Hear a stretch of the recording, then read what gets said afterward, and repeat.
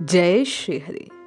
पूज्य गुरुदेव के चरणों में बारंबार प्रणाम। भक्ति कुंभ परिवार के सभी सदस्यों को श्री सीताराम सरकार की विवाह उत्सव की हार्दिक शुभकामनाएं। इस पावन मुहूर्त में, इस पावन शुभ अवसर पर बाबा तुलसी द्वारा रचित जानकी मंगल की कथा का आज हम श्रवण करते हैं। जानकी मंगल में प्रातः स्मरणीय गोस्वामी तुलसीदास जी ने जनक जननी आद्याशक्ति भगवती श्री जानकी जी तथा परात्पर पूर्ण पुरुषोत्तम भगवान श्री राम के परम मंगलमय विवाह उत्सव का बड़े मधुर शब्दों में वर्णन किया है। जनकपुर में स्वयंवर की तैयारी के आरंभ से करके विश्वामित्र के अयोध्या जाकर श्री राम लक्ष्मण का यज्ञ रक्षा के व्यास से लेकर आना, यज्ञ रक्षा के अनंतर धनुष यज्ञ दिखाने के बहाने उन्हें जनकपुर ले आना, रंगभूमि में पधार कर श्री राम के धनुष तोड़ने तथा श्री जनक राज तनया के उन्हें वरमाला पहनाने की, लग्न पत्रिका और तिलक की सामग्री लेकर जनकपुरोधा महर्षि सत्तानंद जी का अयोध्या जाना, महाराज दशरथ के बारात लेकर जनकपुर आने और विवाह संस्कार संपन्न करवाने का बाबा तुलसी ने अद्भुत वर्णन किया है। बाबा लिखते हैं कि वशिष्ठ जी और सतानंद जी दोनों कुलगुरुओं ने वेद विहित कुल रीति से विवाह संपन्न करवाया। महाराज जनक ने प्रमुदित मन से बारात को बुला भेजा। सतानंद मुनि ने जाकर अयोध्यापति दशरथ से कहा, पधारिए नाथ। वे गुरु वशिष्ठ, गौरी, शिवजी और गणेश जी का स्मरण कर चले हैं। महाराज दशरथ गुरु आदि का स्मरण कर चले। देवता लोग फूल बरसाने लगे, अनेक प्रकार के मंगल गान गाने लगे। महाराज जनक ने सब प्रकार से सम्मानित कर श्री दशरथ जी को अपने प्रेम से कृतज्ञ बना लिया। सब गुणों में तुल्य दोनों समधियों ने परस्पर मिलते समय अत्यंत आनंद प्राप्त किया। उन्हें देखकर देवता, मनुष्य, मुनिजन धन्य धन्य हैं, इस प्रकार कह कहकर जय जयकार करने लगे। तुलसीदास जी आगे लिखते हैं कि तीनों लोकों में देखने पर कोई उपमा प्राप्त नहीं होती जो महाराज दशरथ और जनक के समान हो। राजा जनक और दशरथ दोनों ही अतुल्य हैं। रनिवास में बड़ा आनंद छाया हुआ है। सब लोग मंगल साज सजा सजा कर कोकिल, बैनी, कामनियां परिहास युक्त मंगल गान गा रही हैं। उसे सुनकर पार्वती जी, लक्ष्मी जी और अन्य देवताओं की स्त्रियां भी आनंदित होकर छद्म वेश धारण कर मंडप में पधार आई हैं। वे मंगल आरती सजाकर दूल्हे का परिछन करने चली। ऐसी प्रसन्न हो रही है मानो सोने की कमल की कलियां सूर्योदय होने पर फूल पड़ी हों। जब नखशिख से श्री रामचंद्र जी जैसे सुंदर रूप यौवन को वे निहारती हैं, तब सभी इंद्रियों में इंद्र के समान नेत्रों को श्रेष्ठ समझती हैं। जिस प्रकार इंद्र के शरीर में 1000 नेत्र हैं, वैसे ही हमारे रोम रोम में भगवान राम के इस यौवन रूप को निहारने के लिए नेत्र हो जाएं, ऐसा अनुपम भाव रखती हैं। अनुराग और सौभाग्य से भरी हुई वे गजगामिनियां, वे परम स्त्रियां प्रीति पूर्वक कुलाचार करती हुई अघाती नहीं हैं। तुलसीदास जी लिखते हैं, वे चतुरा स्त्रियां रीति रस्म में देरी नहीं लगाती, आनंद पूर्वक बार बार अपने नेत्रों को धन्य करते हुए श्री रघुनाथ जी को निहार रही हैं। आरती और न्योछावर करके वे दूल्हे को निरखती जा रही हैं और प्रेम मग्न होकर प्रेम मद में छकी सुंदर युवतियां शरीर को संभाल नहीं पा रही। वे अपने शरीर को नहीं संभाल पाती, भगवान की शोभा को एकटक निहार रही हैं। ऐसा जान पड़ता है मानो पलक रूपी शत्रुओं को रण में जीत लिया हो। इससे उनके नेत्र रूपी चक्रवर्ती राम छवि रूप सुराज्य सुख रूप में उन्हें आज भोगने को मिले हैं। तब जनक जी ने समाज सहित महाराज दशरथ को सुंदर आसन प्रदान किए।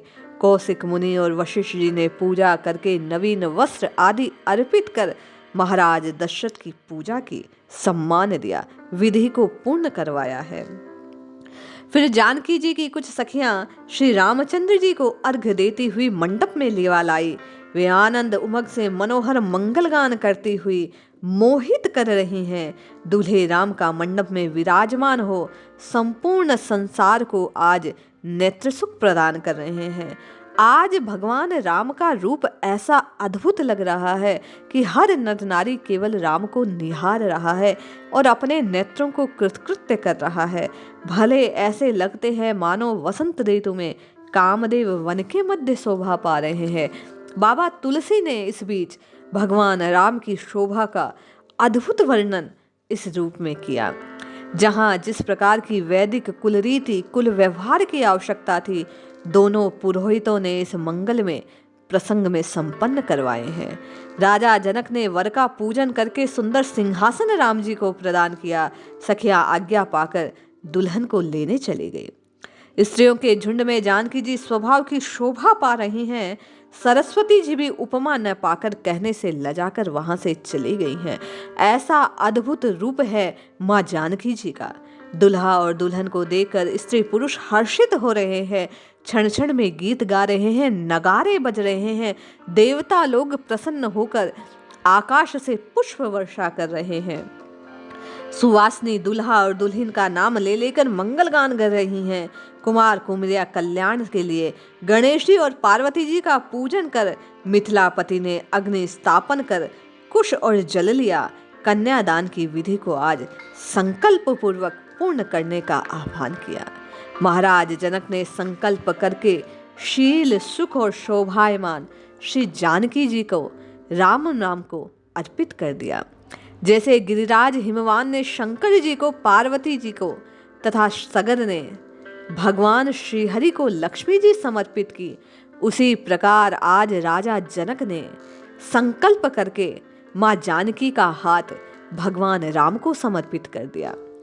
सिंदूर वंदन और लाज होम की विधि संपन्न की गई। भावर होने लगी। फिर सील सोहिनी विधि संपन्न की गई। भगवान की मनमोहिनी सांवली मूर्ति सबके मन का हरण कर रही है। बाबा लिखते हैं कि आज मां जानकी और रामचंद्र जी का जो स्वरूप है, जो रूप है, बड़ा अद्भुत है। नेत्रों से निहार निहार के लोग अत्यंत प्रसन्नता को प्राप्त कर रहे हैं। रोम रोम पुलकित हो रहा है। इस प्रकार विवाह संपन्न हुआ। तीनों लोक में आनंद छा गया। मुनीश्वर आशीर्वाद देने लगे, देवता फूल बरसाने लगे, नगाड़े बजने लगे, जय जयकार की ध्वनि चारों ओर गूंजने लगी। जो हमारे मन को प्रिय लगता है, ऐसा हो गया। विधाता ने आज अनुपम कृत्य किया। लोग लारी ऐसा सोच सोच कर हृदय में आनंदित हो रहे हैं। राजा जनक के हृदय की अद्भुत स्थिति है। राजा प्रसन्नता से फूले नहीं समा रहे हैं राम को वर रूप में पाकर। दुल्हा और दुल्हन की सखियां मां जानकी को लेकर देवताओं के पूजन के लिए भीतर चली गई हैं। उन्हें निरख निरख के क्षण क्षण में वस्त्र और मणियां न्योछावर करने लगी। ऐसा अद्भुत रूप है मां जानकी और भगवान राम का। अपने नेत्रों को धन धन्य करने लगे। निहार निहार के लोग एक टक दोनों को बस निहारे जा रहे हैं।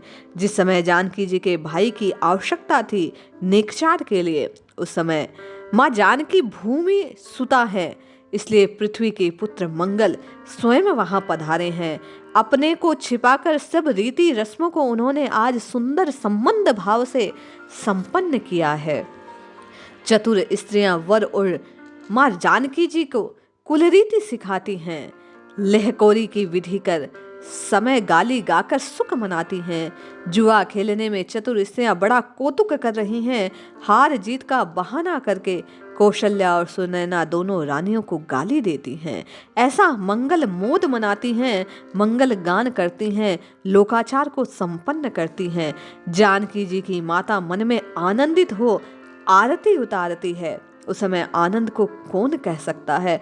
ऐसा अद्भुत आनंद आज हर एक के हृदय में संचारित हो रहा है। उस समय सरस्वती भी आनंद मग्न हो गई। शब्दों की त्रुटि रह गई, शब्द कम रह गए। इस लोक भाव को कहने के लिए तुलसीदास जी कहते हैं कि कोई शब्द नहीं मिल रहे। ऐसा अद्भुत माहौल है, ऐसा अद्भुत वातावरण है। भगवान राम और मां जानकी जी के सौंदर्य की उस आनंद स्थिति का वर्णन नहीं किया जा सकता। मंगल निधि श्री राम जानकी को देखकर चतुर स्त्रियां नेत्रों का लाभ लूट रही हैं। महाराज जनक ने तीनों कुमारियों को कुमारों के साथ ब्याह दिया। यह सुनकर सारी प्रजा आनंदित हो रही है। इस प्रकार मंगल में मंगल पाकर मंडप की शोभा मन को मोहने वाली है। तीनों जोड़ियों के साथ ऐसा लगता है मानो कामधेनु, चंद्रमा और चिंतामणि के सहित कल्प वृक्ष सुशोभित हो रहे हैं। महाराज जनक के छोटे भाई कुशध्वज की जो परम सुंदरी है, उसमें मांडवी का विवाह भरत जी के साथ, जो सुंदरता में सैकड़ों रथियों के समान है, संपन्न किया गया। जानकी जी की छोटी बहन उर्मिला जी का विवाह लक्ष्मण जी के साथ संपन्न हुआ, जो अत्यंत अद्भुत और प्रसिद्ध रूप मोहिनी है। लक्ष्मण जी के छोटे भाई शत्रुघ्न जी का विवाह श्रुतकीर्ति के साथ हुआ, जो गुणों की खान है।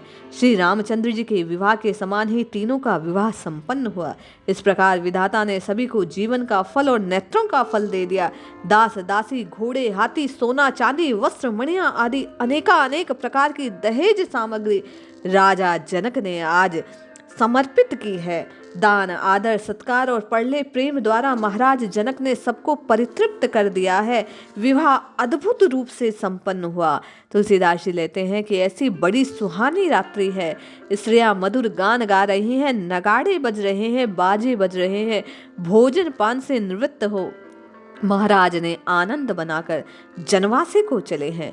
नट, भाट, मागध, सूच और याचकगण महाराज के सुयश और प्रताप का वर्णन करते नहीं थक रहे हैं। ब्राह्मण विंद आनंद पूर्वक मणि और हाथी आदि देते देते उनका मन नहीं हटता, बारंबार देते रहने की इच्छा जागृत हो रही है। राजा जनक मन ही मन आनंदित हो रहे हैं।